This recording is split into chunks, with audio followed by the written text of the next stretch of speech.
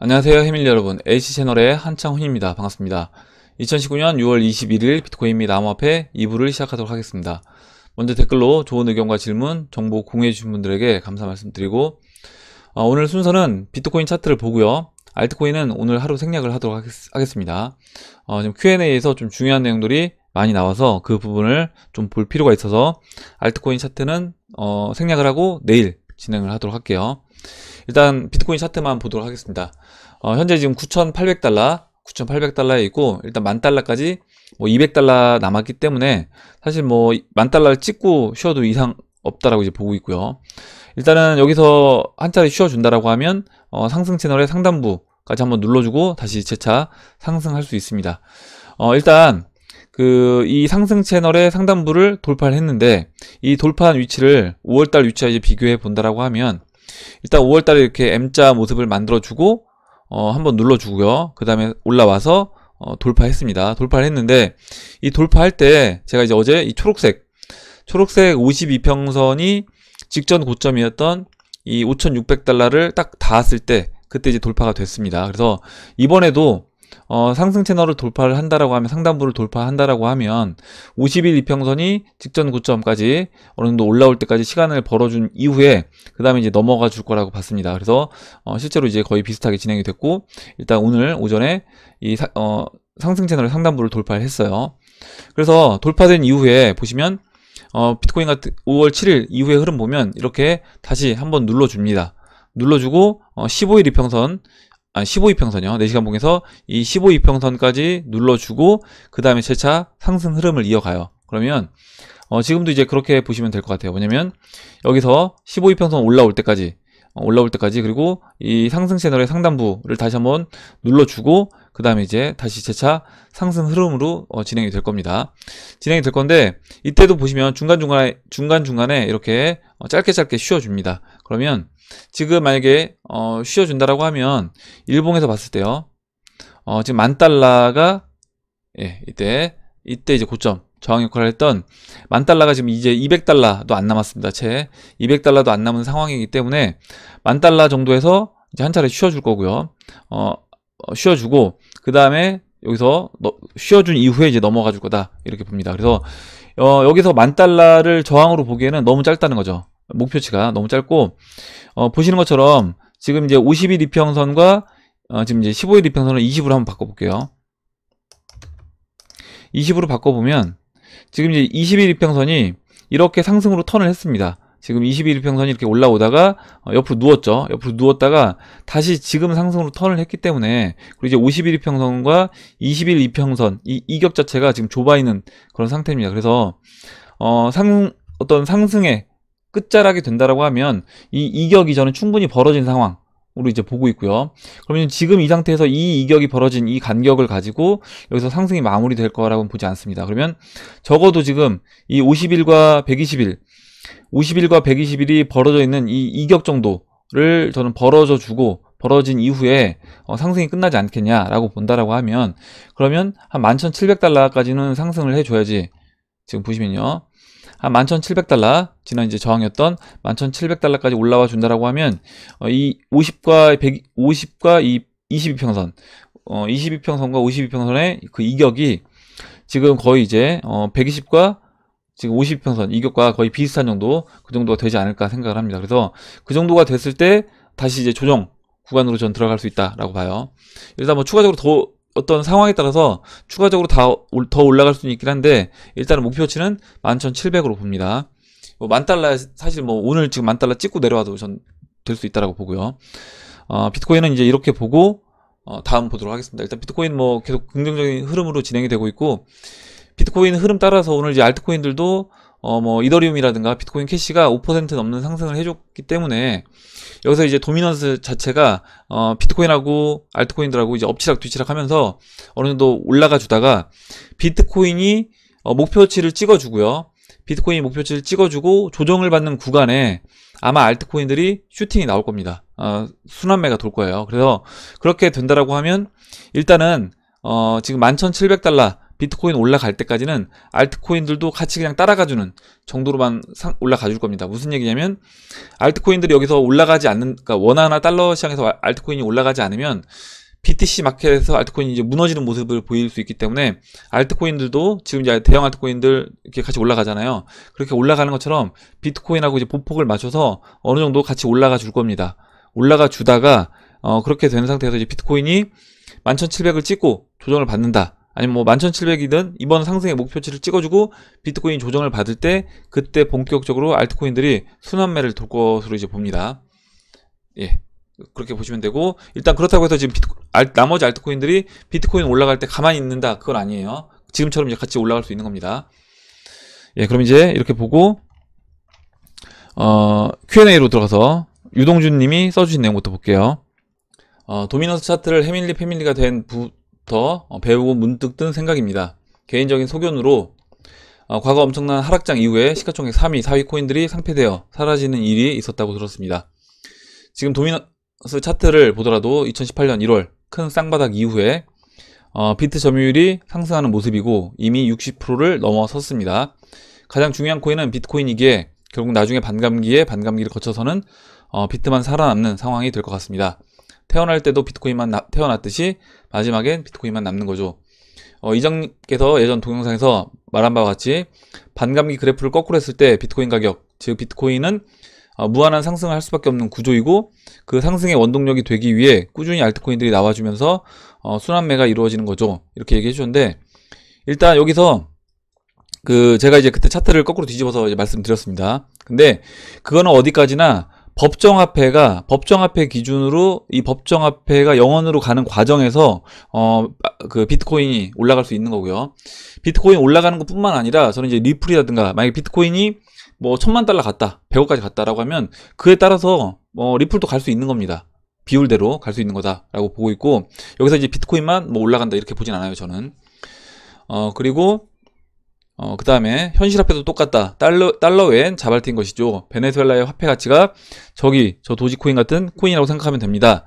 결국엔 달러의 잠식하에 사라지는 겁니다. 이렇게 얘기해 주셨는데, 이거는 베네수엘라 화폐만 지금 사라지는 게 아니라 달러도 사라지고 있는 겁니다. 이미 달러도 96% 가치 하락을 했어요. 그래서 같이 사라지고 있다. 그렇게 만약에 얘기한다라고 하면 비트코인도 같이 사라져야 된다는 것이기 때문에 이거는 논리가 좀 저는 맞지 않지 않나 이렇게 생각을 합니다. 그래서 지금 법정화폐들이 법정화폐들의 가치 하락으로 인해서 암호화폐 상승이 있는 것이고요. 그 암호화폐 상승에서 비트코인 하나만 가지고 우리가 쓰고 있는 이 법정화폐들을 다 대체할 수가 없는 겁니다.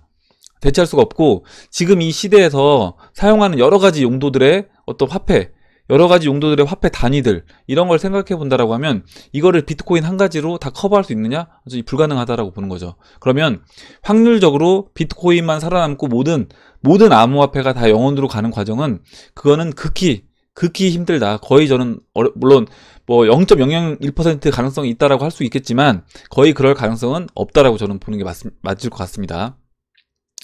제가 이제 오전 영상에도 잠깐 말씀드렸지만 좀 이렇게 보시면 될 것 같아요. 뭐냐면 지금 우리가 이 인터넷 뭐 플랫폼 하나만 쓰는 게 아니잖아요.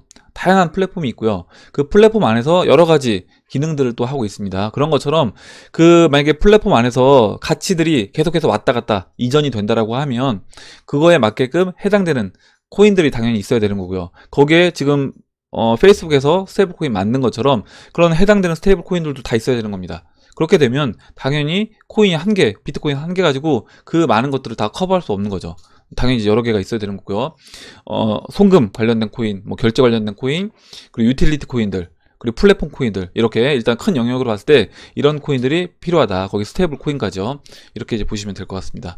그래서 일단 좀 극단적으로, 물론 이제 어떤 분들은 비트코인만 살아남는다, 알트코인은 다 없어지고, 또 어떤 분들은 비트코인만 죽고 나머지 알트코인들이 살아남을 것이다, 이렇게 얘기하시는 분들도 있습니다. 근데 저는 이제 그렇게 보진 않아요.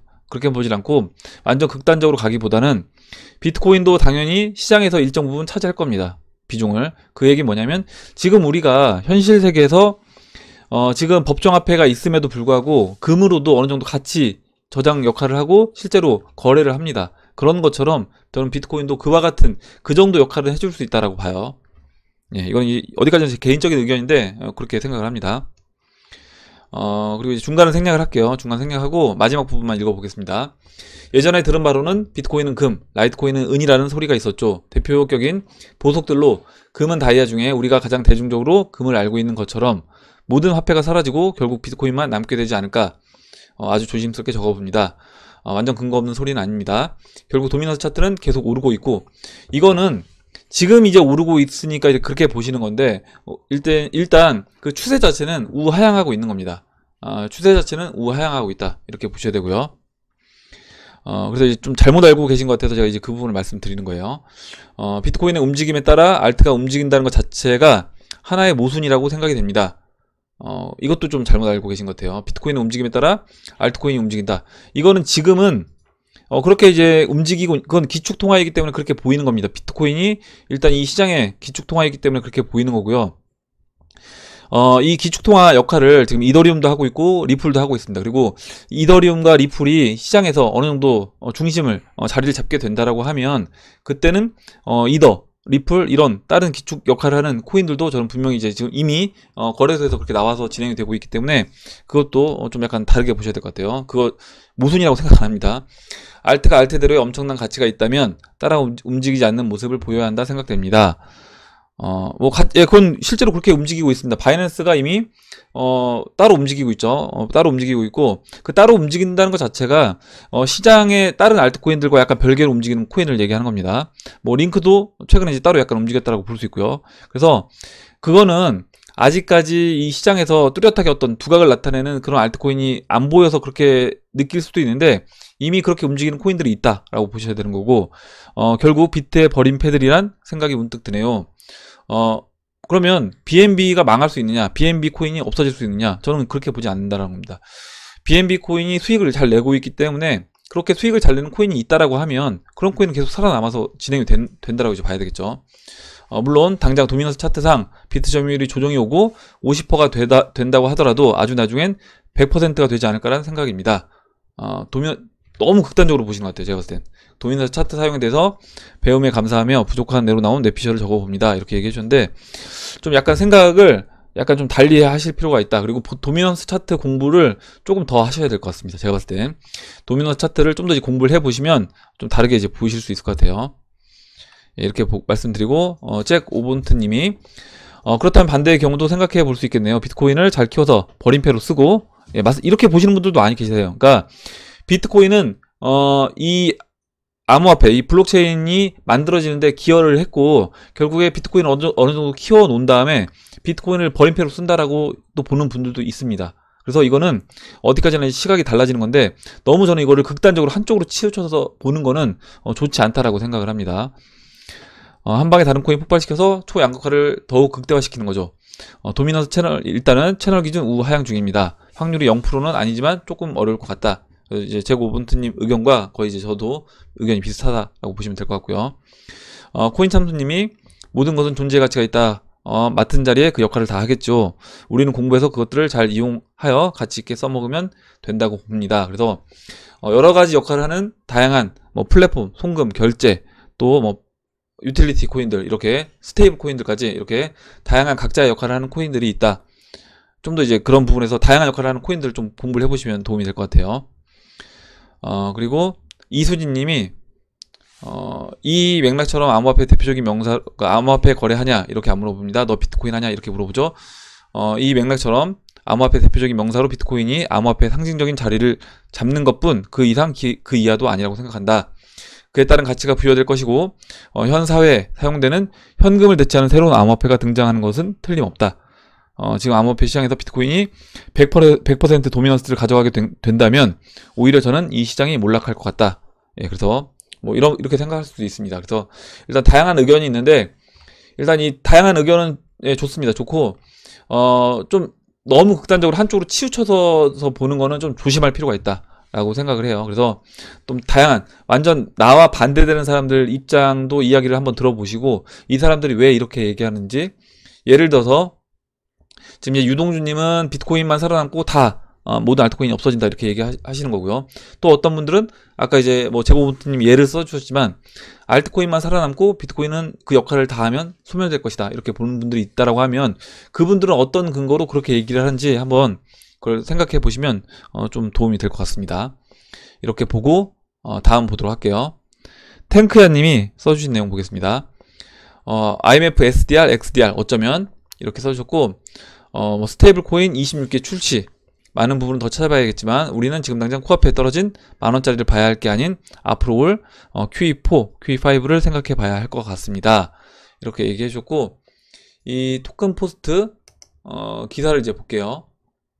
이 기사를 보면 이 기사가 여기 있네요. 이거를 하나를 지우겠습니다. 이 기사를 보면요. 일단 영국의 핀테크 업체 페이샌드 스텔라 기반의 스테이블 코인 XDR을 출시한다. 영국 핀테크 업체 페이샌드가 스텔라 네트워크 기반 스테이블 코인인 XDR을 출시를 발표했다고 글로벌 결제 산업 전문 미디어 더 페이퍼스가 이제 18일 보도했고, 미디어에 따르면 이 XDR은 5개의 법정 화폐 달러, 유로, 엔화, 위안화, 파운드와 연동돼서 가격 변동성이 없다. 이렇게 돼 있습니다. 그래서 일단 이게 뭐냐 보면 그 SDR 제가 지난번에 이거 설명을 잠깐 드렸는데 이 SDR에서 그 XDR 바스켓이라고 합니다. 그 XDR 바스켓이라고 해서 XDR 바스켓은 5개의 통화로 구성되어 있는데 미국 달러, 유로, 파운드, 일본 엔화, 그 다음에 이제 중국 위안화 이렇게 5개로 이제 구성이 되어 있습니다. 그리고 IMF는 지난 5개년도 수출 규모와 통화의 자유로운 사용 여부를 SDR 편입 기준으로 삼아요. 그래서 최근 SDR에 편입한 중국 위안화는 SDR 편입 기준을 통과하기 위해서 다양한 노력을 했다. 이렇게 이제 얘기가 돼 있고, 일단 이 XDR 바스켓에 이렇게 5개 통화가 있는데 그 5개 통화를 기준으로 지금 스테이블 기반의 스텔라 기반의 스테이블 코인인 XDR을 만들었다라는 거고, 이 부분에서 IMF 그리고 IMF에서 이 SDR 발표를 할 때 그게 결국에 이제 이 스테이블 코인의 스텔라 기반의 스테이블 코인인 XDR이 되지 않겠냐, 아마 이제 이런 의미로 써주신 것 같습니다. 이렇게 보고 다음 보도록 할게요. 그리고 일단 아마 밑에 써주신 내용은 우리가 지금 당장 앞에 만원짜리를 봐야 할 게 아니라 QE4, QE5를 이제 생각해 봐야 할 것 같다. 이 얘기가 결국에 이제 이렇게 스테이블 코인들 지금 26개 출시가 된다라고 했잖아요. 그래서 앞으로 계속해서 이제 스테이블 코인들이 출시가 될 겁니다. 지금 페이스북에서 나온 것처럼 아마존, 뭐 유튜브, 넷플릭스 이런 회사들도 각자 자신들의 스테이블 코인을 만들어서 발행을 할 거예요. 그러면 그게 결국에 뭐냐? 결국에 이렇게 양적 완화, QE4, QE5랑 같은 의미로 저는 볼 수 있다. 아마 그런 얘기를 해주신 것 같습니다. 그렇게 된다라고 하면 당장 여기서 우리가 뭐 리플이 뭐 몇백 원 올라가고 뭐 만원짜리 이렇게 봐야 돼 이런 게 아니라 좀 멀리 봐서 이 시장이 진짜 이렇게 돈이 풀리게 된다라고 하면 법정화폐가 풀렸을 때 어떤 식으로 진행이 될 건지 그 부분을 좀 생각해 보면 좋을 것 같아요. 지금 이렇게 스테이블 코인들 출시되는 게 제가 이제 어제 영상에서 오늘 아침 영상에서 말씀드렸던 것처럼 이미 어떻게 보면 MMT가 은근슬쩍 진행이 되고 있는 거다. MMT가 이미 진행이 되고 있는 거다. 이렇게 보면 좋을 것 같습니다. 다음 보도록 할게요. 다음으로 하늘아빠님이 써주셨는데, 일단 제가 글은 읽지 않고 이제 질문 내용은 뭐냐면 이거예요. 이더리움을 가지고 제가 설명을 드리겠습니다. 지금 뭐냐면 이더리움이 현재 가격에서 0.1 사토시가 됐을 때, 0.1 BTC가 됐을 때요. 0.1 BTC가 됐을 때 그때 만약에 비트코인이 지금 1100만 원이라고 하면 이더리움은 110만 원이 되는 겁니다. 무슨 얘기냐면 지금 이제 0.029, 0.03에 있는데 이 0.03에 있는, 그래서 이제 뭐 한 33만 원, 4만 원 되잖아요, 현재. 근데 이 이더리움이 만약에 0.1이 됐다라고 가정을 할게요. 0.1. 그러면 1 비트코인이 12더입니다. 1 비트코인이 12더고 저는 이 정도 가격이 오면 그때 이더리움을 매도해서 다시 비트코인으로 바꾸겠다라고 했습니다.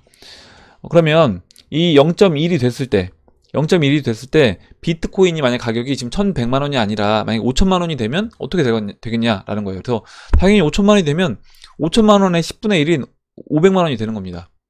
지금 이더리움 가격이 비트코인이 5천만 원이고 이더리움이 0.1 BTC다 라고 하면 그 10분의 1 가격인 500만 원이 되는 겁니다. 그래서 제가 지난번에 BTC 가격에서 안 올라가도 상관없다라고 말씀드렸던 게 뭐였냐면, 만약에요 이더리움이 더 빠지지 않고 BTC 마켓에서 이 0.03 라인을 지켜준다라고 하면 이 0.03에서 이더리움이 놀고 있습니다.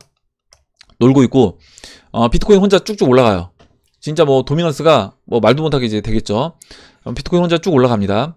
올라간 상태에서 비트코인이 5천만원, 6천만원까지 가고 그 다음에 한 번에 알트코인들이 바닥에 있던 모든 알트코인들이 여기서 올라와서 채널 상단부까지 올라가 준다라고 하면 그때는 한 번에 다 보상을 받는 겁니다. 만약에 지금 0.03일 때 비트코인이 5천만원이다 라고 하면 150만원인 거예요. 0.03에 5천만원이니까 150만원이고 여기에서 다시 올라가서 이더리움이 0.1까지 올라와 준다라고 하면 그때는 150만원. 그러니까 일단 원화로는 이 자리에 머무른다라고 하더라도 BTC 마켓에서 머무른다라고 하더라도 꾸준히 올라오는 겁니다. 그래서 그렇게 본다라고 하면 제가 그래서 BTC 마켓에서 안 올라가도 상관없다. 안 올라가고 비트코인만 혼자 쭉 올라가다가 나중에 한 번에 올라가도 한 번에 다 알트코인들 보상받으면 된다라고 말씀드렸던 게 이제 그 부분이에요. 그래서 제가 원하는 알트코인들 목표치가 오지 않으면 비트코인이 혼자 뭐 15,000달러를 가든 20,000달러를 가더라도 알트코인들이 BTC 마켓에서 내가 원하는 가격에 오지 않으면 매도하지 않겠다라고 말씀드린 부분이 그 부분인 겁니다. 그렇게 이제 보시면 될 것 같아요. 예, 이렇게 이제 설명을 드렸어요. 아마 질문 내용이 그게 맞을 겁니다. 이렇게 보고 다음 보도록 할게요. 예, 잠시만요. 다음으로 해피캣님이 써주신 내용 보겠습니다. 최근 뉴스를 보니 트럼프도 건물을 매각하고 삼성도 건물을 매각하고 주식은 개미들 태우려 일단 안심 모드로 가면서 동시에 비트코인과 금은 슬슬 오르는 거 보니 소리 소문 없이 글로벌 경기 침체로 가는 전체적인 그림이 보입니다. 이런 이슈 저런 이슈 생각지도 못한 이슈가 나와 변곡점이 될 수도 있고 돌아갈 수도 있겠지만 기승전 경기 침체와 암호화폐 상승으로 가리라 봅니다. 예, 저도 그렇게 보고 있어요. 저도 10년 전 링크드인과 비슷한 SNS 사이트에 자기 정보는 자기 자산이라는 개념을 접목해 보려고 너무 빠른 시기에 그런 사업을 구상하다가 3억가량의 수업료를 내본 적이 있어서 SNS에 관심이 많은데 요즘 페이스북이 그리는 그림을 보니 3D 디지털 세상과 함께 방향성도 좋고 인프라도 좋지만 실행 과정에서 변수도 있을 수 있고 그 사이 리플이나 스텔라 등은 더욱 발빠르게 움직이리라 보이고요.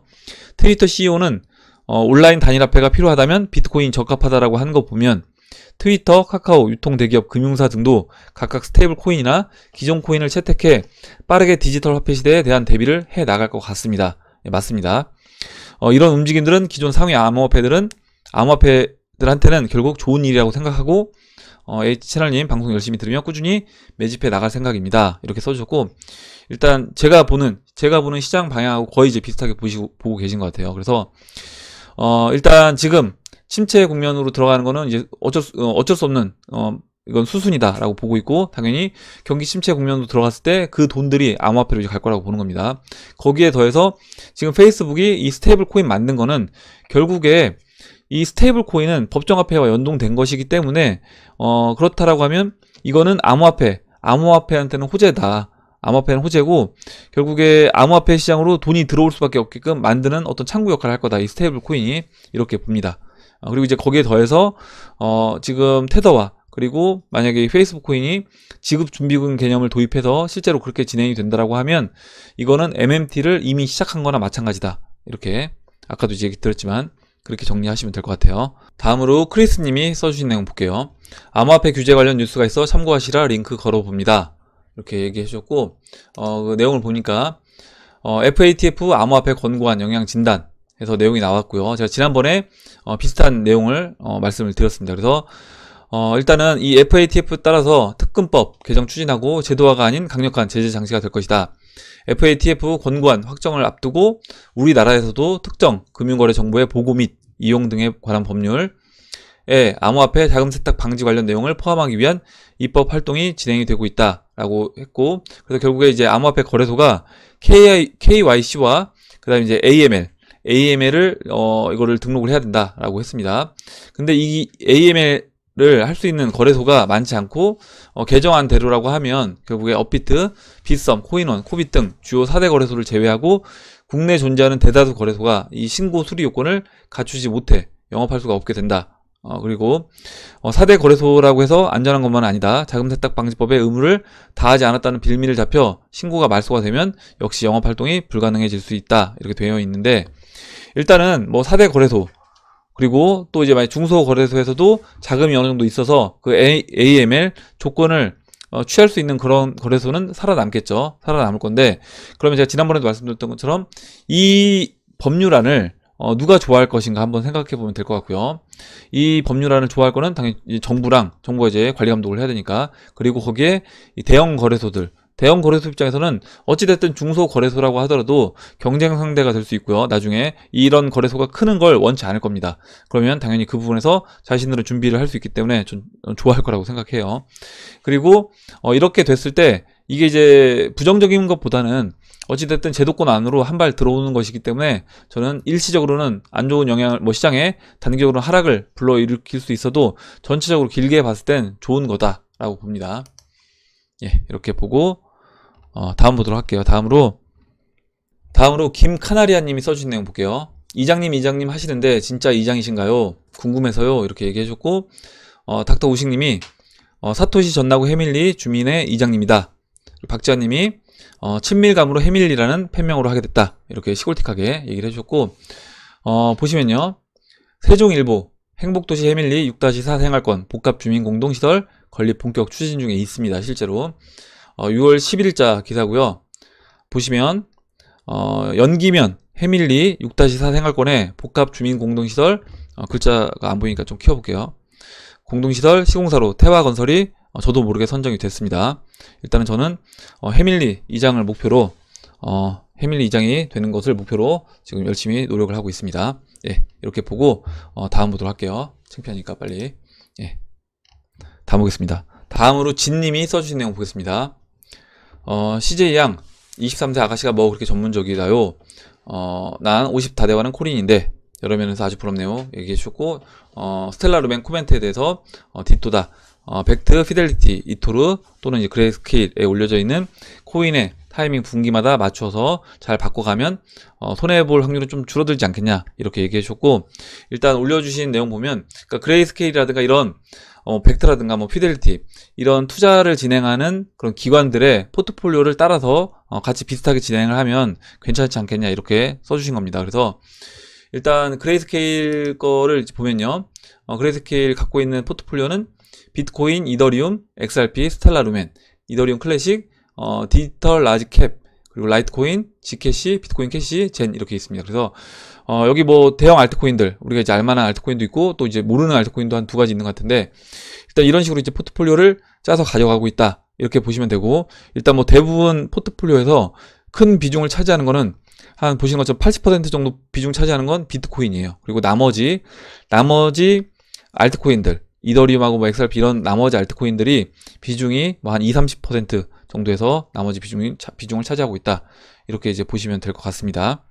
예, 그래서 이거는 참고하시면 될 것 같아요. 근데 뭐 거의 대부분이 어차피 지금 보면 상위 12, 그 시총 10위 안에 있는 코인들을 포트폴리오를 가져간다라고 보면 되고, 결국에 지난번에 이제 CJ님이 얘기해 주셨던 것처럼 대형 연기금이라든가 이런 기관 투자자들이 이 시장에 들어오게 되면 결국에 포트폴리오에 담을 때는 대형 그 시총 1위부터 뭐 10위 이 안에 있는 코인들을 담을 수밖에 없다라고 보시고, 그렇다라고 하면 뭐 그들의 포트폴리오가 뭐 안 봐도 어떻게 보면 거의 뻔한 거죠. 일단은 기본적으로 비트코인을 어느 정도 7-80% 깔고, 그 다음에 나머지 알트코인들 2위부터 뭐 10위까지 이렇게 깔고 간다라고 보시면 될 것 같습니다. 그 안에서 이제 비중 조절이 생기겠죠. 예, 이렇게 보고 다음 보도록 하겠습니다. 다음은 지금 진님까지 했고요. 송기복님이 써주신 내용 볼게요. 그리고 이제 이은님이 아까 이제 제가 오전에 말씀드렸는데 비트코인 캐시 홀더분들 기분 상하게 했나 본다. 그래서 그거를 이제 XRP 100서 때부터 개발비, 마케팅비가 이미 이제 고려된 코인을 강조하려다 보니까 본의 아니게 이제 표현이 그렇게 됐다라고 얘기해 주셨고, 저도 비트코인 캐시 홀더다, 이렇게 얘기해 주셨습니다. 저도 이제 홀더예요, 비트코인 캐시. 예, 이렇게 하고 넘어갈게요. 다음으로 송기복님이 써주신 내용 볼게요. 블록체인 엑스포가 2개 있는데 암호화폐 상승 요인이 되려나요? 뭐 11월 13일, 14일 북미, 그리고 3월 17일, 18일 런던, 이렇게 얘기해 주셨는데, 일단 뭐 기간적으로도 그렇고 엑스포가 있다라는 건 저는 긍정적이고 호재라고 생각을 합니다. 일단 뭐 대중한테 이제 알리는 기회가 될 거니까 호재라고 생각을 해요. 다음으로 이지훈님이 써주신 내용 보겠습니다. 이장님 혹시 신원인증 코인 중에 중국 신원인증 코인 뭐 더키라고 아시나요? 이렇게 얘기해 주셨는데, 일단은 뭐 이름은 들어봤는데 깊이 있게 알지는 못하고요. 보시면 뭐 코인이 지금 2,000개가 넘는 암호화폐가 있잖아요. 그래서 제가 이제 여러분한테 방송해서 말씀드리는 30위권 안에 있는 코인들은 저도 이제 이름도 다 들어보고 되게 차트도 매일 어떻게 보면 이제 보다 보니까 어느 정도 이제 내용도 알고 하는데, 그 외의 코인들은 사실 이제 깊이 있게 알기가 쉽지 않습니다. 그래서 나중에 만약에 뭐 더키가 30위권 안으로 들어오게 되면 그때는 제가 이제 관심을 갖고 한번 보도록 하겠습니다. 이렇게 보고 다음 보도록 할게요.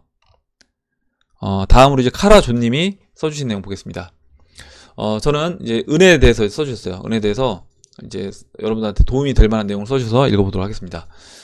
저는 오래전에 은을 매수해서 약간의 수익 실현하고 그 수익 난 돈으로 2017년 말에 코인 시장에 들어와서 고점에 물려있는 중입니다. 먼저 실버는 일반 은과 산업에 사용하는 은으로 구별이 된다.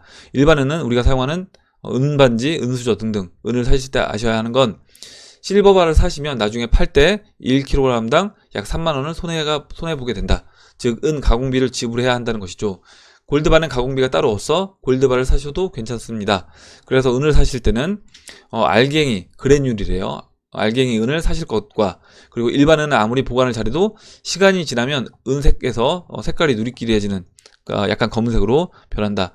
하지만 산업용 은은 보통 이제 그래듈이라고 하는데 이거 정말 이쁘고 안 바뀌나 봐요. 그래서 99.99% 이렇게 얘기해 주셨고, 49이라고. 가격 또한 일반 은과는 10kg당 3만원 이상 차이가 나고, 산업용 은이 대표적인 게 고려아연에서 생산하는 은입니다. 사실 산업용 은은 일반인들이 살 수가 없지만 종로의 금은방 골목에 가면 주인장에게 부탁을 하면 구해줘요, 이렇게 얘기해 주셨습니다. 그래서 지금 이제 비트코인 금 차트가 이제 올라갔잖아요. 그래서 금 차트가 돌파가 됐고, 은도 어느 정도 이제 돌파가 될 거라고 이제 봅니다. 그렇게 보면 은에 이제 관심 있는 분들이라고 하면 뭐 은화를 저는 구매하는 걸 제가 추천을 해드렸는데, 지금 카라조님이 이야기 해주셨던 것처럼 이렇게 이제 경험담에서 이제 이야기를 해주신 거니까, 은을 샀다 팔았다 할 때 실제로 어떤 게 도움이 될지 생각을 해보면 이렇게 뭐 그래듈, 산업용 은을 알아보시는 것도 도움이 될 것 같아요. 직접 이제 은 구매하실 분들은 이 부분도 한번 참고해서 가서 한번 상담을 받아보시면 좋을 것 같습니다. 아까 어디라고 했죠? 파는 데가 종로 금은방 골목 가서 한번 상담 받아보시면 좋을 것 같아요. 이렇게 보고 다음 보도록 하겠습니다. 다음으로 김현성님이 일단은 이 차트를 올려주셨는데 이 차트를 보도록 하겠습니다. 차트를 보면 일단 리플에 대한 가격 예상이고요.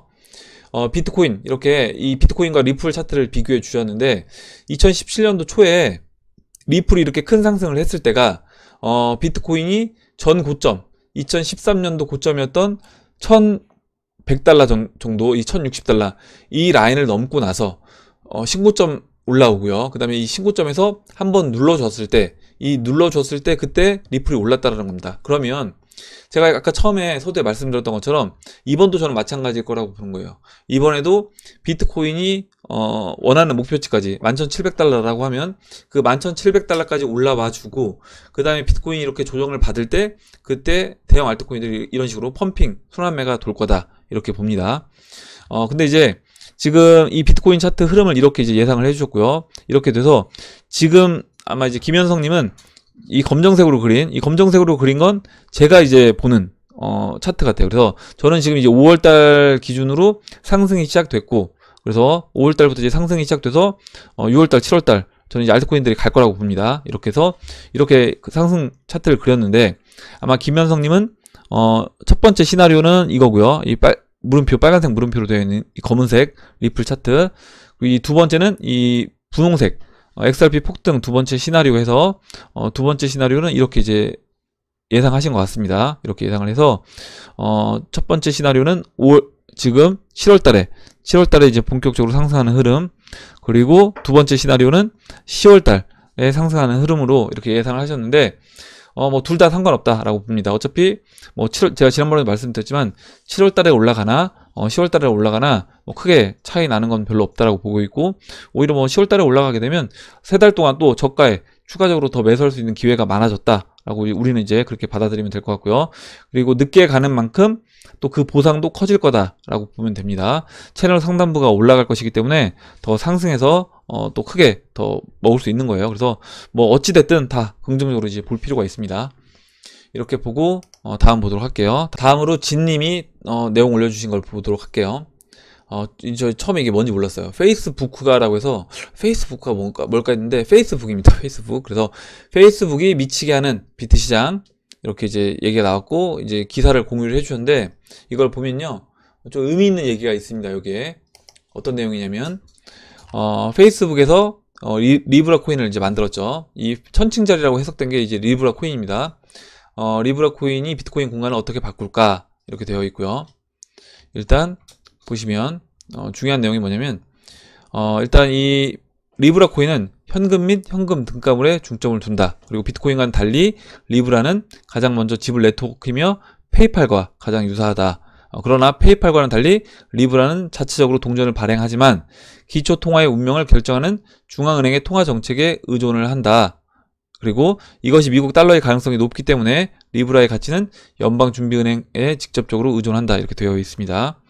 그리고 이제 맨 밑에 보면 이런 내용이 있어요. 뭐냐면 지금 돈에 대한 국가 독점 역시 이 리브라 코인에 대해서는 근본적으로 의문을 제기한다. 중앙은행의 긴급한 반응은 이것이 심각하게 받아들여지고 있음을 보여준다. 그래서 지금 각국의 중앙은행들이 이 리브라 코인에 대해서 이제 문제를 삼고 있는 게 결국에 어떤 국가의 통제권을 이 리브라 코인이 가져갈 수 있기 때문에 그 부분을 경계하는 겁니다. 사토시가 일으키고 싶었던 돈을 평평하게 하는 것은 이런 종류의 심각한 경쟁입니다. 더 나은 동전이길 바란다. 이렇게 되어 있고 기사 내용이. 그래서 결국에 이제 국가가 독점하던 이 코인 이 화폐에 대해서 리브라 코인이 나오면서 만약에 얘네가 그 지급 준비율 개념을 도입하게 되면 발권력을 갖게 되는 것이고 그 발권력 갖고 있는 이게 결국 기축 통화들 지금 패깅된 게 달러와 유로와 그리고 엔화 그 다음에 뭐였죠? 파운드화였잖아요. 그러면 기축 통화를 중심으로 해서 이게 이제 발권력을 갖게 되는 것이기 때문에 이거는 다른 나라들까지 다 영향을 주는 겁니다. 우리나라도 마찬가지고요. 다른 나라들의 어떤 국가 이런 시스템에도 영향을 준다라고 보시면 될 것 같아요. 그래서 아마 뭐 지금 어제 기사였나요? 어제 이제 프랑스 재무장관이 발끈한 게 그런 거라고 이제 보시면 될 것 같습니다. 다음으로 이지아님이 그 레저 나노 이제 질문을 해주셨는데 CTG 저는 한 개였어요. 저 살 때는. 그리고 지금 두 개였다고 하는데 이거 뭔가 문제 있는 거 아니냐 이렇게 얘기해 주셨는데 저는 한 개였고 지금 여러분들이 한 개였는데 세 개로 늘었다. 빅스마일님은 하나는 두 개, 또 다른 건 세 개였대요. 그래서 걱정 안 하셔도 된다. 이렇게 써주셨습니다. 다음 보도록 하겠습니다. 다음으로 잠깐만요. 다음으로 크립토매니아님이 써주신 내용 보겠습니다. 그리고 박빌부님이 운전하면서 듣는데 아마 소리가 좀 뭔가 잡음이 들리셨대요. 그리고 운전하면서 듣는 건 좋은데 막 이런 문자를 보낸다거나 이런 거는 하시면 안 됩니다. 안전운전 하셔야 돼요. 운전 중에 이제 매매도 하지 말라고 하셨는데 이런 댓글 쓰는 것도 굉장히 위험한 겁니다. 예, 절대 하시면 안 됩니다.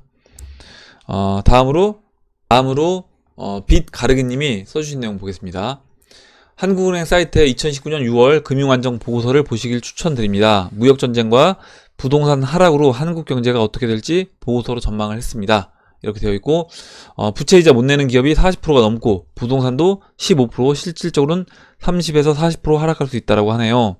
그래서 이 보고서 내용을 이제 봤는데 일단은 약간 극단적인 상황을 뒀더라고요. 여기 보면 그 상황 자체를 최악의 경우를 대비해서 무역전쟁 심화에 따른 세계 및 국내 GDP 성장 둔화를 시나리오로 해서 자료를 만들었는데 모든 국가들이 최고 수준의 관세율을 부과하는 최악의 상황 하에서 어떤 식으로 이게 작용될 것인지를 예상을 한 거더라고요. 그래서 이제 댓글 써주셨는데 일단 금운동님 심각하다 써주셨고 빅스마일님이 약간의 최악의 경우를 시뮬레이션 하는 거다 이렇게 이야기를 해주셨습니다. 그래서 일단 제가 이제 항상 말씀드리지만 우리가 이제 어떤 걸 고려할 때 리스크 관리를 할 때는 항상 최악의 경우를 고려해서 리스크 관리를 해야 된다라고 이제 말씀드렸고 아마 한국은행에서 이렇게 완전 최악의 상황으로 그 시나리오를 짠 것도 저는 그런 부분이라고 봅니다.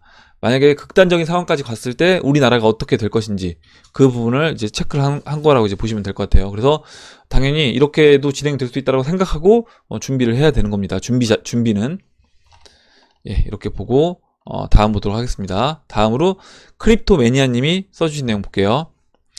리브라 코인에 대한 청문회는 수차례 진행되면서 그 정당성과 필요성을 간접적으로 세계를 상대로 어필할 듯 보이고 그 와중에 세력들이 원하는 포모 재료로 충분히 나올 듯 합니다. 아마도 스테이블 코인들 추가로 나중에 뭐 아마존, 유튜브, 구글 이런 데서 스테이블 코인들이 나올 때마다 이게 또 이제 리플을 잡네, 뭐 스텔라루멘을 망하네 이런 얘기가 계속 나올 거라고 봐요. 제4차 QE는 이미 변형된 모습으로 진행 중이다. 테더와 제미니, JPM 등 앞으로 나올 달러 패깅될 코인들 된 듯하고 미국 시총 상위 기업들이 앞다투어 달러 연동 코인을 찍어내고 이미 잘 구축된 각자의 시장에 유통시킨다면 마찰 없이 저변 확대에 그리 오랜 시간이 걸리지 않아 보입니다. 스타벅스를 포함 여타 굴지의 기업과 거래소들이 암호화폐를 도구 삼아 변형된 은행으로서의 지위를 얻게 된다면 이미 위험 가중 자산의 운용 리스크를 반영하여 안전장치로서 설득력을 얻은 바젤 협약, 국제결제은행은 바젤 협약에서 은행은 재무 건전성 확보를 위해 자기자본 비율 BIS를 최소 8% 이상 유지하라. 이 적용된다는 뇌피셜이 적용된다면 미래 크립토 뱅크들은 굳이 발행된 코인의 달러 100%를 보유하지 않아도 되지 않을까라는 생각을 해봤습니다. 얘기를 해줬고 이렇게 충분히 저도 지금 크립토 매니아님 얘기해 주신 것처럼 이렇게 진행될 수 있다고 생각을 합니다. 예, 그래서 읽어봤어요. 다음 보도록 하겠습니다. 다음으로 이은님이 써주신 내용 볼게요.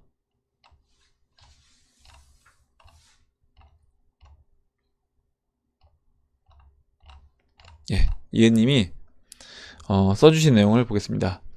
일단 오늘 내용 중에서 좀 중요한 내용에서 이제 이거를 읽어보도록 할게요. 처음 백서를 보면 페이스북 얘기하는 겁니다. 페이스북 리브라. 이게 뭐지? 페이스북이 은행의 혜택을 받지 못하는 사람들에게 도움을 주고 기존 금융 세력의 잘못된 점들을 바로잡는 구세주로 생각하게 만들어요. 그것도 이제 일부러 일반인들이 볼 수 있는 쉬운 내용으로 백서에는 없지만 여러 개의 기존 기축화폐 달러, 유로, 엔화, 그 다음에 파운드와 바스켓을 통한 스테이블 코인은 여기 없는 중국이나 러시아는 싫어하겠지만 사용되는 4개 화폐는 위협이 안 되게 만들었네요. 이렇게 얘기를 해주셨고요. 일단 중간은 생략을 하겠습니다. 중간은 생략을 하고 일단 여기서 이제 이은님이 어떤 얘기를 해주셨냐면 이 리브라 코인이 만약에 부정적으로 우리한테 이제 안 좋은 영향을 줬을 때 어떤 식으로 이게 진행이 될 수 있는지를 한번 상상을 해보신 것 같아요. 상상을 해서 일단 공상과학 소설로 생각해 주세요. 약간 부정적인 측면으로 한번 봐봤다. 이렇게 해서 읽어보도록 하겠습니다. 각각의 분야의 최상위 회사만 참여 가능하도록 제한된 내용이다. 일단 참여자들 그래서 즉 모든 결정은 각각 1% 이하 미래 500에서 1000개 회사 또는 기관 추가 참여 예정이지만 선택된 최상위 회사들이 이 새로운 화폐의 미래를 결정하게 되는 그들만의 리그가 완성이 된다. 기존의 암호화폐가 가지고 있는 이 트러스트 리스 시스템 블록체인의 기본적인 투명성과 시스템적 믿음이 있어 관리자를 믿을 필요가 없는 시스템이 이게 없다. 리브라에는. 그리고 리브라는 모든 결정은 선택된 밸리데이터들이 결정하기 때문에 이 밸리데이터들을 그냥 믿는 수밖에 없다라는 겁니다. 그리고 이제 이 사용 인구가 이렇게 많다라는 거예요. 그래서 회원들을 활용할 경우 세계 기축 통화되는 건 시간 문제인 것 같다.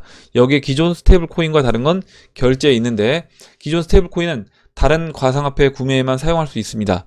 근데 리브라는 결제에 사용이 된다는 것입니다. 문제는 이제 여기부터 시작이고 페이스북 리브라가 가장 많이 사용되는 기축 통화 자리에 가게 되면 바스켓에 사용되는 화폐의 운명을 좌우할 수 있습니다. 어떤 화폐를 몇 %를 배정하는 것에 따라 다른 화폐들의 순위와 가치가 요동치고 리브라와의 환율이 변동이 됩니다. 즉 한 나라를 리브라 회원에 가입된 회사의 이해 득실에 따라 죽이고 살릴 수 있다는 것입니다.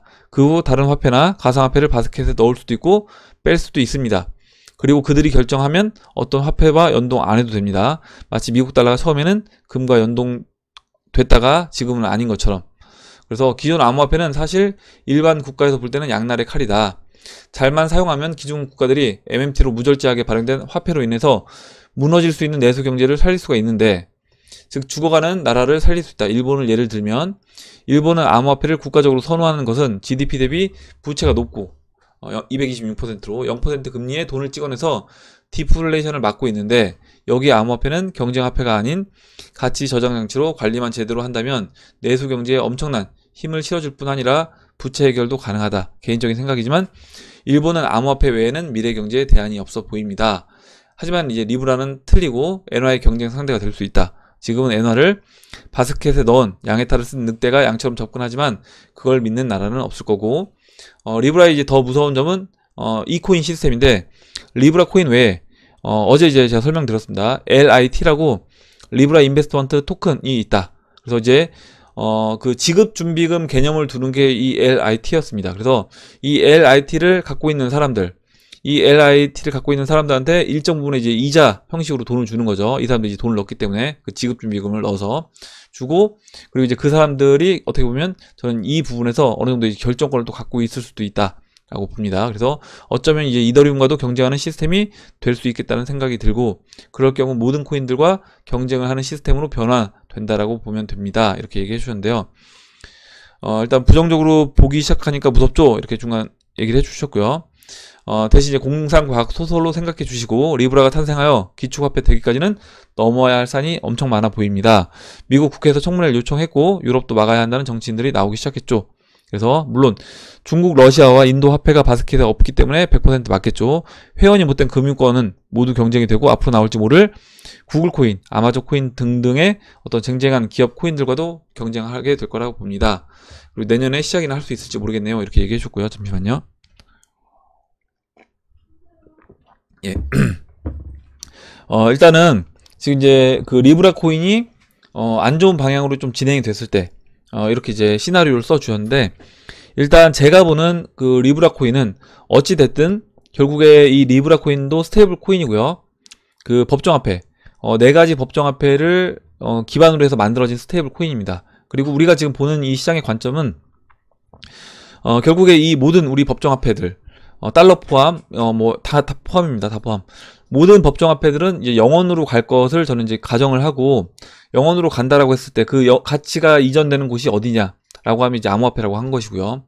그렇게 본다라고 하면 결국에 이 과도기적 단계, 종이 화폐에서 디지털 화폐로 넘어가는 그 과도기적 단계에서 이런 각각의 회사들과 은행, 기관 이런 데서 자신들이 발행하는 이 스테이블 코인을 쓸 것이고, 그 스테이블 코인은 과도기적 단계에서 사용이 되고 나서는 역할을 다할 것이다 라고 보는 겁니다. 그게 무슨 얘기냐면, 지금 이제 베네수엘라의 볼리바르를 봤을 때 베네수엘라 볼리바르가 가치가 완전히 하락하게 되면 결국에 베네수엘라에서 실제 사람들이 거래를 할 때는 베네수엘라 볼리바르를 쓰는 게 아니라 달러를 쓰게 됩니다. 왜냐면 이걸로는 카운터에서 뭔가 할 수가 없는 거예요. 물론 이제 어느 정도 쓰겠지만 나중에 시간이 더 지나게 되면 이제 안 쓰게 될 겁니다. 지금까지는 뭐 쓴다라고 하더라도요.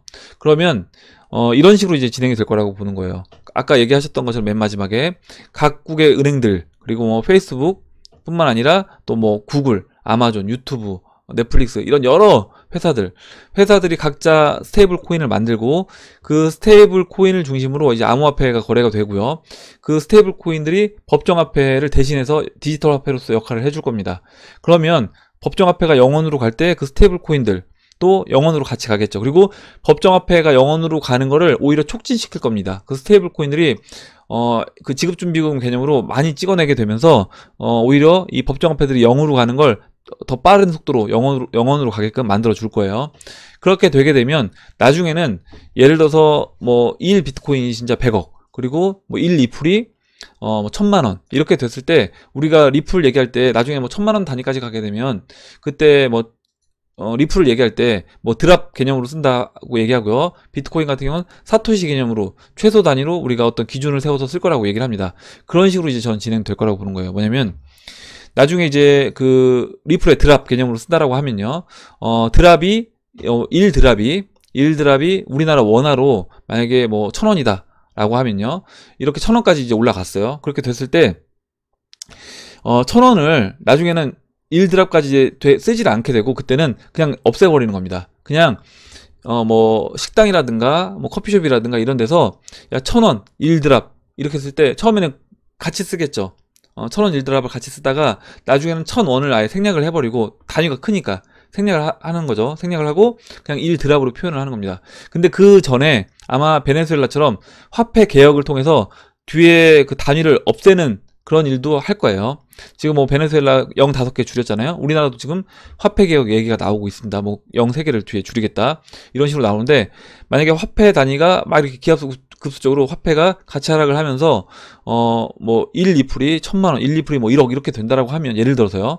이렇게 된다라고 하면 그때는 화폐를 뒤에 막 화폐 개혁을 중간중간 할 겁니다. 중간중간에 하면서 그 화폐 개혁과 더불어서 표현 자체를 이런 식당이라든가 자동차 판매, 뭐 집 판매를 할 때, 주택 판매를 할 때 이런 단위 자체를 기존 법정화폐가 아닌 암호화폐를 사용하게 되는 단계가 올 것이고, 그렇게 되게 되면 어느 순간 아예 법정화폐 표현을 안 하게 되는 순간이 올 수 있다. 그러면 이제 그때는 이제 법정화폐가 역할을 다 하게 되는 거죠. 이제 저는 그렇게 보고 있습니다. 얘기가 길어졌는데 일단은 이렇게 이제 설명을 드렸어요. 이렇게 보고 다음 보도록 하겠습니다. 그래서 이은님이 일단은 굉장히 좀 좋은 내용을 써주셔서 같이 읽어봤습니다. 한번 우리가 이거 생각해 볼 문제라고 생각을 해서 읽어봤어요. 다음으로 송기봉님이 써주신 내용 볼게요. 지급준비금, 은행의 생태계이고 은행이 벌어들이는 돈은 땅 짓고 헤엄치는 과히 천문학적 고리대금 사업으로 알고 있다. 그러한 사유로 대출 마지막 대상자는 통화 긴축 시 무조건 망하는 시스템. 10% 지급준비금만 유지하면서 1억을 대출로 돌리고 돌려 25배 정도 돌리는 걸로 알고 있습니다. 이렇게 내 돈 안 들이고 뺑뺑이 돌려서 고리대금 하는 게 생태계인데 25억의 효과와 이자를 챙기고 있다. 달러와 1대1 조건의 암호화폐를 발행할 생각을 할 수가 없을 것입니다. 기존 은행 시스템과 동일하게 돌아갈 것으로 보이고, 스테이블 코인의 발행은 기하급수적으로 늘어나게 되고, 그렇게 되면 통화량 팽창 속도가 엄청나게 실현시키면서 종이가 쓰레기가 되는 건가 맞는 건가 모르겠네요. 그래서 이렇게 이제 보고 있습니다. 예, 그래서 일단은 장기 보유하게 되면 부자가 되는 시스템, 예, 그렇게 보고 있어요. 예, 이렇게 보고 지금 제가 오늘 이 얘기를 좀 많이 했는데 이런 식으로 이제 진행이 될 거라고 봅니다. 다음으로 제로드님이 써주신 내용 보겠습니다. 일단 마진 질문을 드려도 될런지요 얘기를 해주셨고요. 비매액을 병행하는데 예금처럼 저점을 잡으려고 노력했고 현재 40배, 지금 시점에서 400% 넘게 수익 중입니다. 이렇게 얘기해 주셨는데 내용은 읽지 않을게요. 그리고 보니까 그 비맥 같은 경우 포지션을 유지하기 위해서 포지션 원금의 약 20%가 넘게 펀딩 피가 나간대요.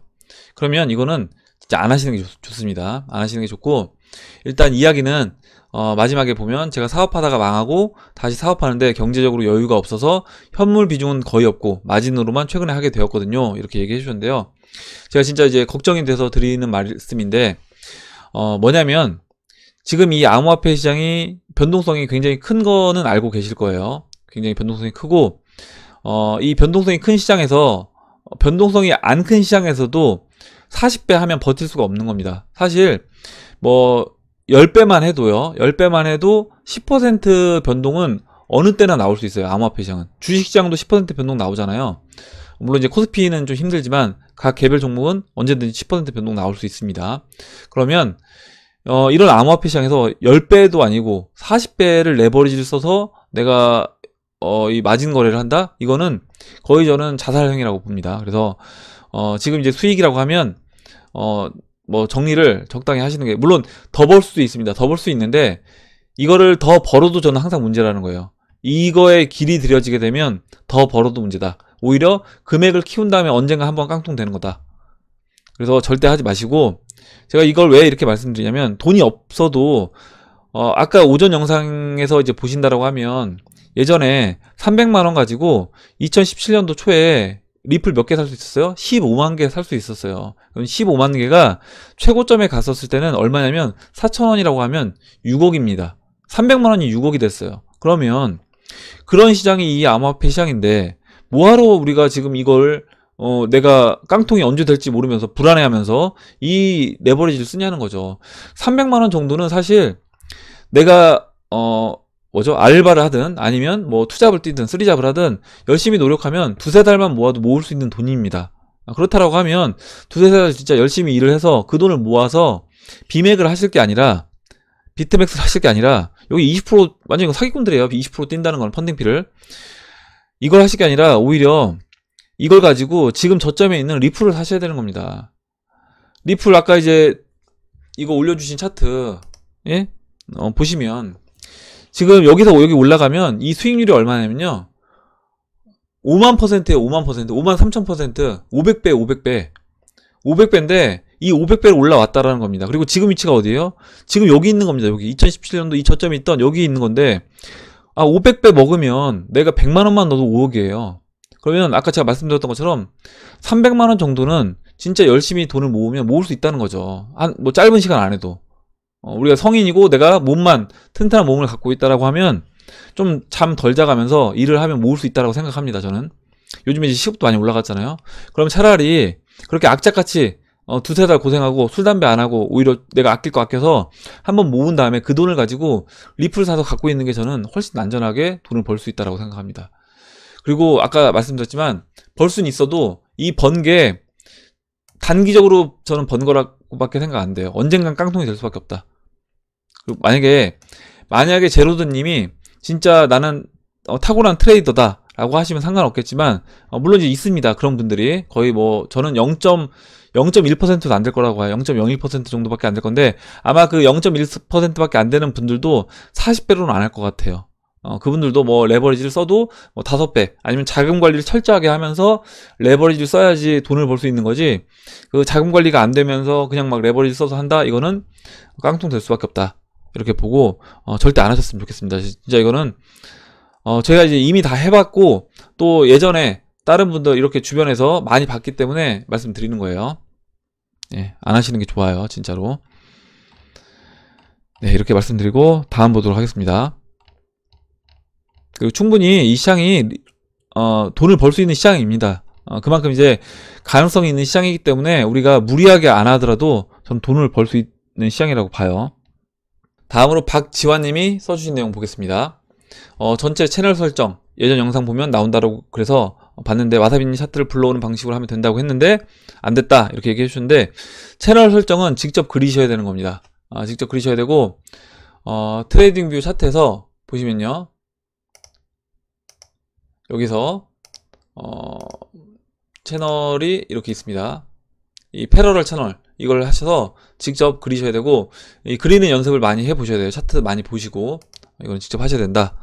그리고 다음 보도록 하겠습니다. 다음으로 OS님이 FATF 발표가 어떤 영향을 미칠지 좀 걱정이 된다 얘기해 주셨는데, 아까 이제 그 부분은 말씀을 드렸어요. 제가 어떻게 본다라고. 그리고 다음으로 박빌부님도 이제 비슷한 내용 써주셨습니다. 21일 FATF에서 암호화폐 업체에도 기존 금융권에 준하는 자금 세탁 방지 의무를 부과하는 권고안을 확정하고 FATF 표준으로 채택할 예정이라고 한다. 그래서 한국 시간으로는 22일이겠네요. 어떤 영향을 미칠지 제 생각은 규제안이 나온다는 것은 제도권 안으로 편입해주겠다는 의미로 받아들여 호재로 보이지만 약간의 하방이탈 이후에 급상승 또는 비트가 조정받는다면 알트들의 시간이 오지 않을까 생각해 봅니다. 이렇게 얘기해 주셨고, 보면 아까 이제 차트 설명드릴 때 비트코인 올라온 다음에 조금 내려와서 조정받잖아요. 채널 상단부까지 한번 눌러줍니다. 그래서 지금 얘기해 주셨던 것처럼 아마 이렇게 눌러주는 과정에서 이걸 이제 악재로 사람들이 이제 인식하고 오히려 또 이제 물량을 한번 털게끔 만들 수도 있을 것 같아요. 이렇게 보고 다음 볼게요. 다음으로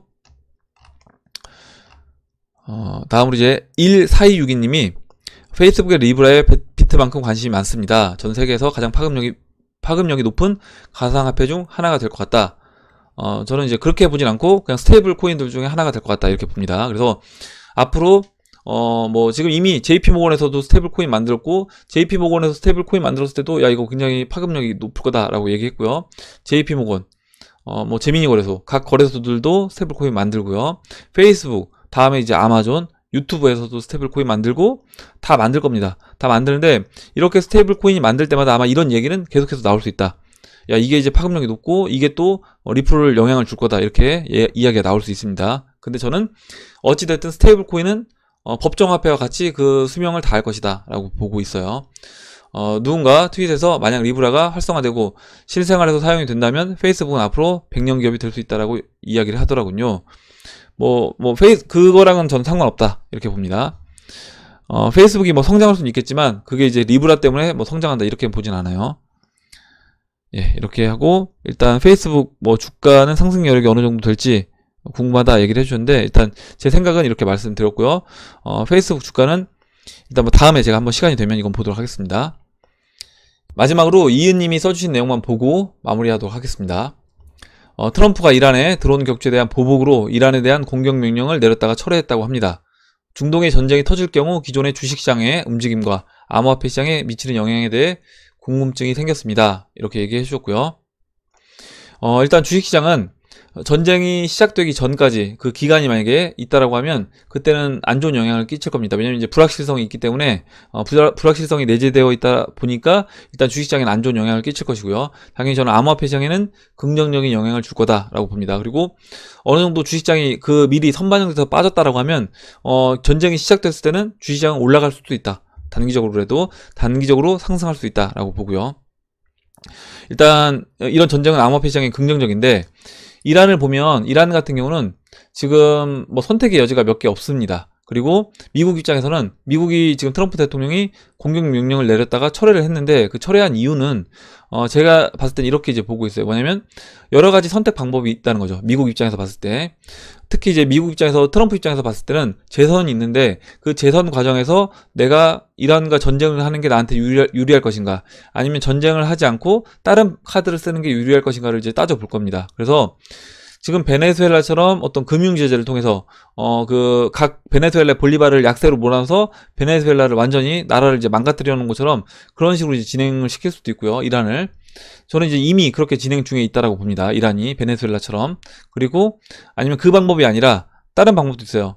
이란에 어떻게 보면 이제 내전을 일으키는 거죠. 시리아처럼 내전을 일으켜서 그 내부 반군들 어떻게 보면 정부에 반하는 세력들한테 뭐 뒤에서 돈을 이제 자금을 대주면서 내전을 이제 일으킬 수도 있다라고 보고 있기 때문에 뭐 트럼프 입장에서는 여러 가지 카드 중에 본인이 원하는 카드를 사용을 할 거다. 본인 재선에 도움이 되면서 어느 정도 이란을 충분히 제재하고 압박할 수 있는 카드를 쓸 거라고 봅니다.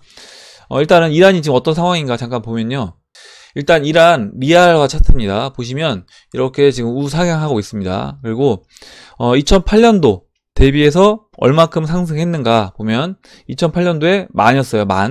1달러가 10,000리알이었습니다. 근데 지금 현재는 42,000리알이에요. 그래서 한 뭐 4배 정도 상승했으니까 별거 아닌 것 같을 수 있는데 실제는 그렇지 않다라는 겁니다. 무슨 얘기냐면 이란 이 블랙마켓 실제 이란 사람들이 달러를 구하기 위해서는 얼마만큼의 돈을 지불해야 되는가 보면 보시는 것처럼 이 법적인 거래소에서 지금 42,000리알인데 실제로는 그렇지 않다라는 겁니다. 실제로는 이제 56,500이에요. 56,500이고 이게 지금 2018년도거든요. 그러면 지금은 더 저는 이제 이란이 이제 어떤 전쟁 위기 상황으로 갈 수 있기 때문에 이 블랙마켓에서 거래되는 비율은 더 커졌을 거다라고 봅니다.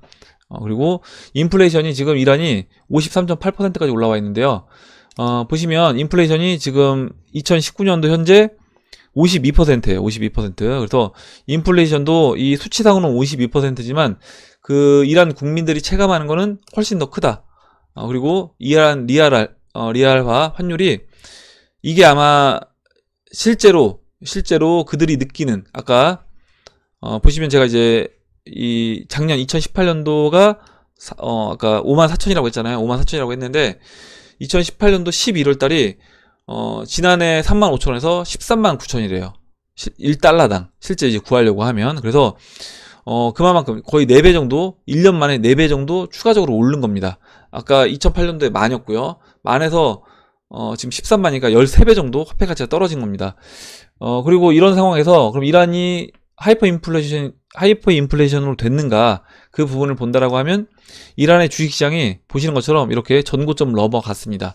이 얘기는 뭐냐면 이란 주식시장은 지금 경제 상황은 굉장히 좋지 않은데 이란 주식시장은 이렇게 전고점을 넘어가서 상승하고 있다. 이 얘기는 이미 이제 하이퍼 인플레이션으로 이란은 진입을 했다라고 보시면 되는 겁니다. 그래서 이렇게 됐다라고 하면 이미 이제 하이퍼 인플레이션으로 들어간 이란 같은 경우는 내전도 일으키기 쉬운 상황인 거예요. 국민들이 굉장히 정부에 반하는 사람들이 많기 때문에 내전도 일으키기 쉽고 또 베네수엘라처럼 하이퍼 인플레이션을 극단적으로 이제 몰아넣을 수도 있기 때문에 미국 입장에서는 여러 가지 쓸 수 있는 카드가 많다 이렇게 이제 보고 있습니다. 그래서 이제 이란에서 지난번에 이제 이란에서 암호화폐 비트코인이 그때 뭐 $10,000도 안 될 때 이미 이제 이란은 전고점을 넘어갔다. 이란도 이렇게 얘기를 했습니다. 그래서 아마 이제 이란에서는 암호화폐 시장에 특히 이제 이란의 기득권층들, 돈 있는 사람들은 암호화폐 시장에 관심을 줄 수밖에 없지 않나 이렇게 생각을 해요. 오늘 여기까지 하도록 하겠습니다. 오늘 여기까지 하도록 하고, 오늘 나온 얘기들 중에 여러분들 궁금하신 내용, 또 같이 이야기해보고 싶은 의견, 뭐 정보 있으시면 정보를 공유해 주시면 같이 이야기해보는 시간을 가져보도록 하겠습니다. 댓글 남겨주신 해밀리 여러분들 다시 한번 감사 말씀드리고, 끝까지 영상 시청해주신 해밀리 여러분들 감사합니다. 그럼 이상으로 영상을 마치도록 하고, 영상이 도움이 되셨다면 좋아요와 구독 버튼, 그리고 알림종 버튼을 눌러주세요. 감사합니다.